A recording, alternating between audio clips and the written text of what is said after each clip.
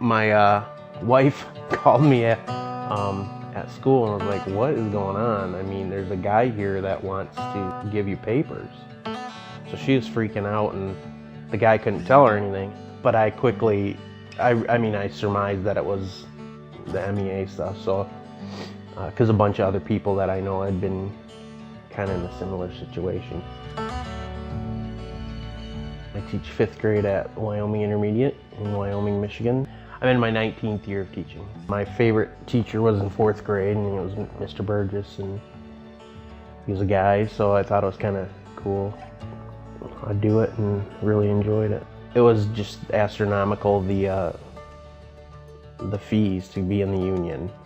And I figured I knew a bunch of other people that were in it that were getting out of the union, and someone had told me about opt-out, and I made sure I did that letter. I think I did it twice even. I know I did it twice. And then I kept still getting the dues, and I'm like, well, I'd opt out. I sent you the letter.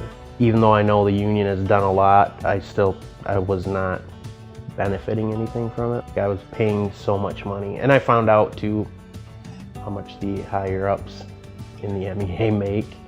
I don't understand why they keep sending the bills if I clearly opted out.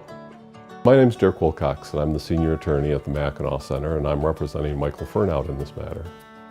The MEA has been ramping up debt collections all over the state. I've been getting calls and emails every day. I was in a courtroom recently, a district courtroom, where the judge told me that he believes the MEA has replaced one of the major credit card companies as the most prolific debt collector in his courtroom. And that many of the teachers who they're being sued have retired years ago, and they're really flummoxed about why they're being brought into court now over a debt that's many years old. They don't remember, the source of this debt. So the school district he was in was a right-to-work district when he opted out. He didn't have to pay, therefore, any agency fees or dues. He was therefore fully out when he opted out, didn't have to pay anything.